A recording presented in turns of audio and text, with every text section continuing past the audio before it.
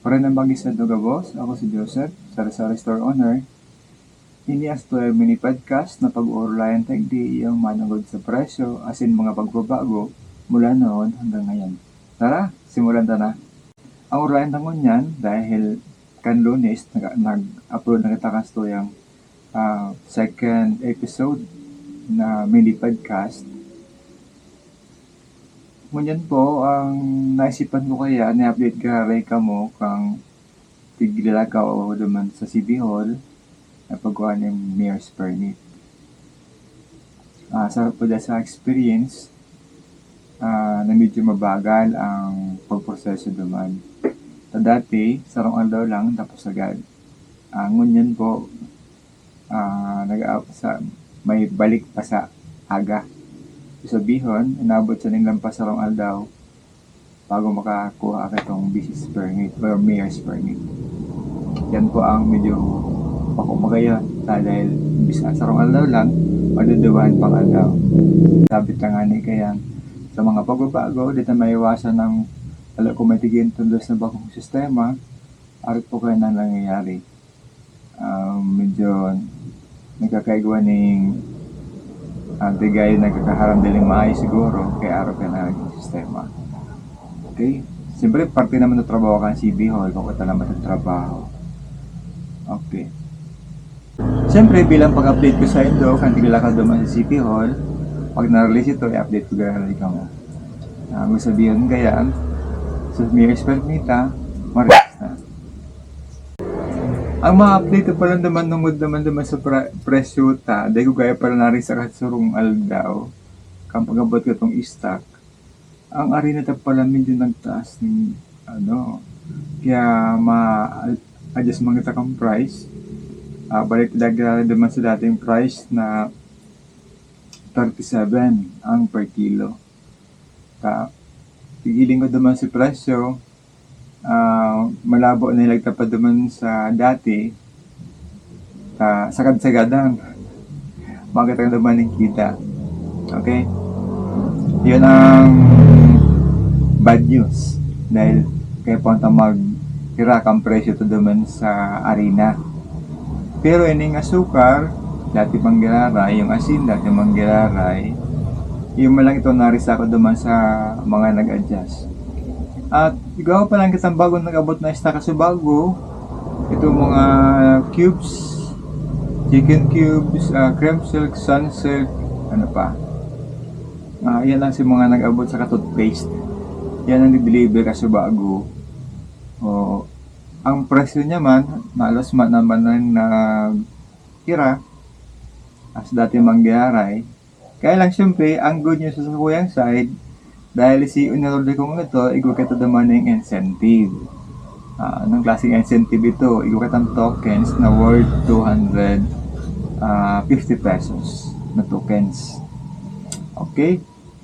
Kasunod ang na-mention ko about naman sa paghiling kang pricing. Dahil sinabi tabaka so ano ka to? So binta. Ang binta, ano ang kita? Kaya pa kasi ang duwang yan eh. As I have said, kapag buminta ka ng karoda kulang kantidad, let's say sa sarong sari-sari store, nagbinta ka ngaya 30,000 kaya sa sarong aldaw, dapat may konsidera, pero mas ito mark up po duman sa mga produktong ito. Dahil baka bulk siya binakal sa mo, pero dikit naman sa kinita mo duman. Pero kung nag-give mo siyang puro sa retail, ay nakulang kita mo naman. Araw ka na sitwasyon kaya. Kaya, sa kuyang sa sari-sari store, pero may kung tigihilagin dyan, pero may. Bako lang si binta, kundi, pero sa kinita ko naman sa naibinta ko. Let's say, araw ka sa may gawa kitang other services. Nag-Gcash may nag-Gcash cash in or cash out. So, yung 1,000 niya, kumita ka ng 15 pesos. Yun sa sa Gcash. Pero pag nag-buy sila ng bills, ibang charging mo naman. Per transaction mo naman, ang sinacharge dyan dapat 25. Dahil may fee kang babayaran naman kay Gcash. Yung kita mo lang naman sa kada transaction, 15 pesos. Nini amount. Kasi duman ako talaga sa mga bills. Kaya mas maganda sa GCash pa, mga GCash cash in or cash out. Kasi sigurado mo na may kinisiga or 10 pesos. Pero sa GCash naman kaya, ang i-style niya dyan, halimbawa, ang pigka-cash in niya, 100, ah, 100 to 500, ay 100 to 300, 10 pesos lang bayad. Pero pag nag 500 na, 15 pesos to 1,000, 15 pesos ng bayad kaya. Kaya naman medyo may delay siya kan dikit. Kaya lang so far, saturated na ba ang market kan Gcash, kaya dapat sa nga magtuman, di ko Gcash. Kaya, di mo naman, dikit naman ang kita mo dahil tako naman silang nadudumanan. Pero sarap pa yan sa samuhay na adapt ili sa tindahan na kung dahil kang available na cash, pwede kuha kang Gcash sa Gcash mo, ang e-wallet mo may law, pwede mo siyang gamitin sa pagbakal sa tindahan. Nga hindi ka na problema naman sa mga sukli-sukli. Pag nagano ka, o kung gura na si kantilit ka na order mo, yun naman lang babayar mo naman sa Gcash. Tapos, ang pagpagita kang pagbayad kong Gcash, ang gigibon talang pwede sa tindahan, mais-scan to kita kang QR code. Yung na kayo po maghagad ng cellphone number. Pero medyo social naman ngayon ang dating. Diba? Pag nagbayad ka, QR code ang gagamitan ta. Okay? Ayun yan, sa tuwing mga ginibong tigigibutan na, di ka practice na nag sa tindahan, yan pa siguro ang dapat pang mga i-improve mga parte na yan. Tapos, siguro ang tiisip ko pa nga sa mga improvement ang i-adapt, halimbawa naman sa Facebook page kang 7-Star Gemly, Sari-Sari Store, parang gusto ko naman i-update o ayusin si paka-layout ko naman sa medyo kaya magulo. Tanganing, kumbaga, magi na talagang totoo na pag nag-order ka, either pwede kang mag-visit sa store or doon ka na sa Facebook page. Pag-abot mo yun sa tindahan, either bayaran mo sa kanin Gcash o kaya ma-pick up ka na lang. Tayo lang pwede tayo siguro ang gibuhon in the future pa. But right now, hindi mo lang gigibuhon ta sa mini podcast na i-discuss ta ang mga sunod-sunod na pang mga plano. Tain ang na-obserban ko na feasible sang i-adapt. Basta may cellphone ka, may laptop ka, o ano pang gadget andyan na sa imo, pwede mo ito siyang gamitin as tools sa pag-improve ka sa imong sa tuyang negosyo. Okay? May nalikaligtan pag-ari ako, siguro paki-comment na lang dyan sa baba. Kan sa tuyang post, tanganin maraman ko kung may nalingawan kita. Ini siguro pwedeng sabihin ko na ini ang third episode update. Dahil tig-update ka mo naman sa tig-ibong paglakaw kang Mayor's Permit naman sa City Hall.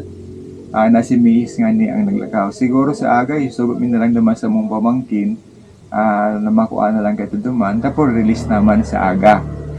Sa aga, pizza 7 January. Okay, sa aga. Pakamalingaw ako. Ano pa lang sa aga? Lunes, Martes. Ano na pa lang sa aga? Miyerkules na naman. Ang diliwasa lang talaga ang daw. Di pagkatapos kayan, makuha na, i-present ko sa inyo sa tuyang Mayor's Permit kung ano mga nabayaran duman.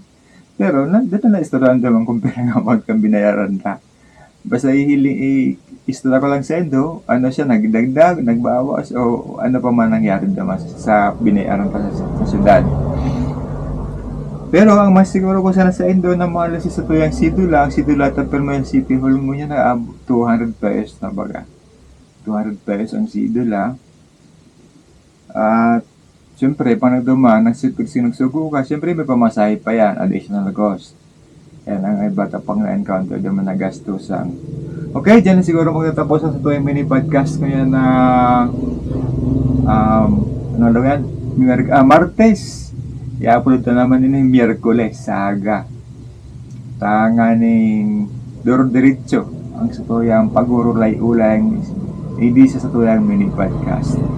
Kung may mga kaputan pa kamo, komentaryo duman sa 20 Gorlayan, gusto nindong i-take up, gusto tang pag-Orlayan giraray, paki-comment lang po duman yan sa baba, kasi tuyang post. Di po paglingawan na mag-follow naman sa tuyang social media page. Pwede duman sa kuya mismong profile, Joseph Vergara, or duman sa Buhay Sari-Sari BSS TV, or 7 Star Lee Sari-Sari Store page. Bahal na lang kamo ko na duman, basta dyan din ako mga hihiling. Ang sarap pag duman sa tuya sa YouTube channel, Buhay Sari-Sari BSS TV. Yaman po yan duman sa tuyang YouTube channel na nag-upload man po kita duman paminsan-minsan. Tapos kaya sa sobrang kabisihan, dahil kayo nagiging consistent naman sa YouTube, garo mas magayon magpara-post din sa sa Facebook. Anyway, parehas na naman ngayon gigibuhon na pag-update, pero permit na gigibuhon yan. Basta ang regular ta po talaga naka-schedule, ang schedule ta po pag-upload, kada po yan Martes, suro simana. Mga in-between po dyan na ginigibo, yan po siguro kung hinihigos-higosan na lang. Ano po, diba, pag magkasarawan na kamo sa kadadangog o kadadalan, sana po, dahil po, nindo ako masabaan. Ako po ay gusto ko lang po na mag-share sa inyo kung mga experiences ano nangyari sa tindahan, at kung ano pa. Bali, dyan na po magtatapos sa tuyang mini podcast ngayon na Banggi. Siguro po, kasunod na naman sa pang episode. Pang-apat ang episode. Bye-bye! See you! Ay, di pala nalat ka.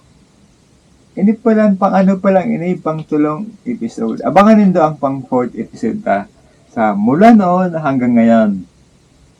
Bye! Wala, panduan yan.